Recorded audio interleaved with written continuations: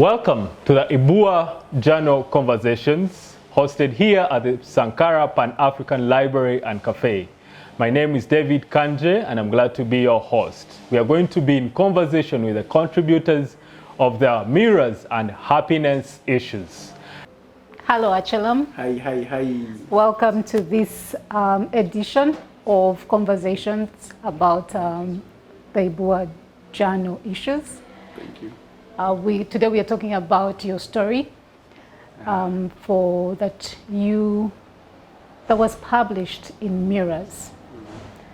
I would like for you to introduce yourself briefly and then tell us about your story and why, the why around it. I don't know, when people ask me to introduce myself, I sort of freeze up, I don't know what to say. There's a lot to say and not to say, but first of all, thank you for publishing the story. It's always an honor to be published. A lot of stories die in pages, unseen by other people. So I am Achelam. I write short stories, I write poetry, I write reviews, I write essays, and I enjoy literary discussions, anything concerning books, basically. I'm that guy, in a nutshell. All right. So could you tell us a little bit about your story? Why that story and what the themes are? So Chen, as the readers will know, Chen stands, I don't want to spoil, but they will find out. But maybe talk about the idea. The idea of the story came in as I thought about means by which we deal with trauma can be pockets in which trauma can itself grow. And Chen draws on a certain aspect of actually traditional religion and ways in which they express certain what would be to them supernatural occurrences in someone's life, family and community, and extending to country, and sort of boils that down to an individual and how they come to terms with what happened to them in the past and how they can move forward in their present into their future. So in an ambiguous way, that's what the story is about. Chen is about trauma. Yeah. And at dealing at its heart, and about how we process that. Yes. It's also about how our cultures carry elements that could help us deal with that. Yes. They carry elements and also can be disastrous if not used the correct way. They can become excuses in which not to address trauma. You can put it on the shelf and be like, there, I've dealt with it without actually addressing it. Yeah, becomes an excuse. Why trauma? Trauma because I believe personally everyone has some level of trauma, whether it is something that's so big or something that is so tiny, but all of it has an influence in your life one way or the other, in ways that you may notice and ways that you may not notice, in salient, insidious ways. Yes. I like the way for this story that you use, I'll do my best not to give any spoilers, but that you use the idea of how we carry this trauma around with us and how it manifests, in the least likely places. Is that something that happens for you, or, you've seen with others, or? Yes, I have seen with others, and I've noticed that about myself too, because trauma sometimes can become something that is so normal to you that you don't recognize it as trauma until someone points it out to you, until things get to a head and you start to sort of be introspective and analyze yourself, and you realize, okay, this is actually wrong. It could be in a way in which you are raised. For example, and I've noticed this about a lot of people, and I've told my friends about it. A lot of us growing up, African children, we are raised with fear. Oh, yeah. Fear of failure, fear of disappointment, and that sort of, growing up, it's a normal thing. I'm used to it. But then you ask people a lot, what is it you're most afraid of in life? They'll be like, I'm afraid of failure, I'm afraid of this and this, and it can be stifling.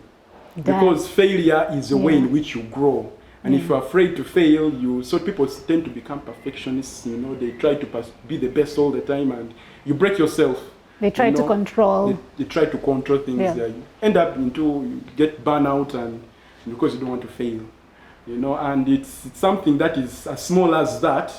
Being told every day that if you don't do well in school, you won't be successful. If you do not kneel down, no one will marry you. And if you don't do this, you grow up afraid of things. So basically, you live in fear. And there's this concept of it's something that is called catastrophizing. Yes. Because if you fail at something small, it becomes something big. Yes. Because you're being raised, a small failure will lead you to not getting this in life. So, and catastrophizing English, manang. Catastrophizing can cause anxiety, and anxiety has a very easy connection with depression. So, yeah. Yes, because if we're not equipped to deal with the unknown, right? If we're not equipped to deal with the tiny things, then they can become these big monstrous things in our conscious. Yes. Okay, all right. Besides Chen, you contribute regularly for the journal, and I enjoy reading your work. Thank you. I'm always That's an honor. interested. I'm always interested in knowing, or like just understanding your thinking behind that. Because I think you're one of the most prolific writers that I know. Yeah. That is high praise. I don't think I can live up to that. I don't think that is true. So what keeps you going? What keeps you? I don't know. I like to write, and I like to experiment in writing. Because experimenting means you just try out things, and it's like you're throwing mud on the wall and seeing what sticks. Yes. And you start out with something that is basic, and you want to just try out new things. So and writing is one of the playgrounds in which I just try new things, new ideas, how to pass them along, how I think through things. So maybe one of the byproducts of that is that I load you guys with a lot of funny drafts, and you call it prolific, but I doubt. But I think that, when you say that speaks to the struggle that a writer has, the fact that you're constantly, there's this tag process where you're writing, but you're not sure that's the work that you want to deliver, in its final state and things like that. So you're constantly in a conflict like that. But the good thing is that at Ibua, they are very good editors. They force you into, they kick your ass to wake you up into writing. So they also have ways of handling, those anxieties of fear and how is my work not good enough and whatnot, and it comes through the editorial notes. Yes. And it's a stage. You get used to one editor, you become sort of friends. You're not afraid to show them even your worst mistakes. You're not afraid them to show them your failures. Sometimes you hand in work knowing it's actually not good, but you know that someone out there, your editor, your friend, or whoever, has an eye to sort of see the gold in all the chaff. So. Okay.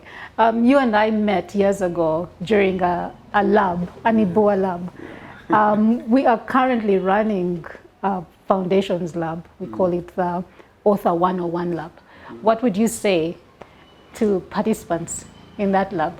I think the best advice I ever got about writing is not to fear to fail. You just keep writing and keep sharing. One of the best friends you can ever have in writing is a writing community and a very good editor who understands your process. Those two are your best friends in growing in your writing. Yeah.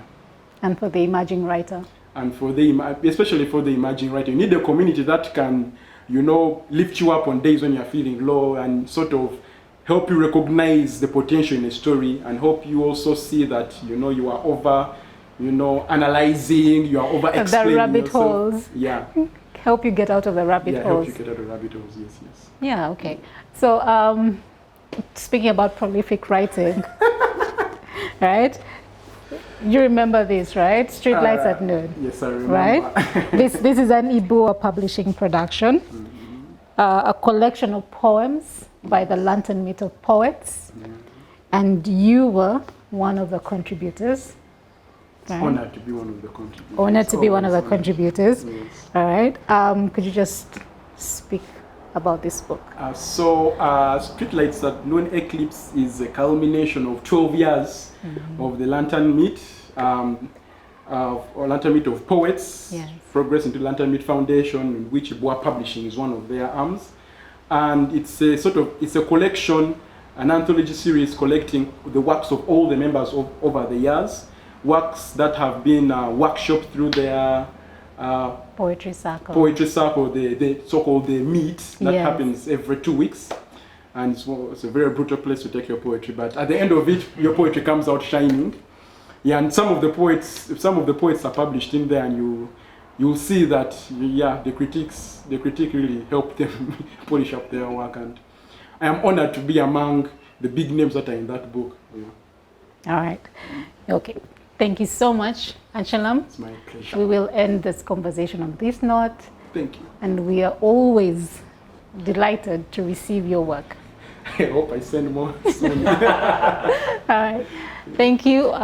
Thank you for watching and joining us for this session. We invite you to watch more. We invite you to subscribe to the Ibua Journal. Just go to our homepage, ibuapublishing.com, and you'll find more information there.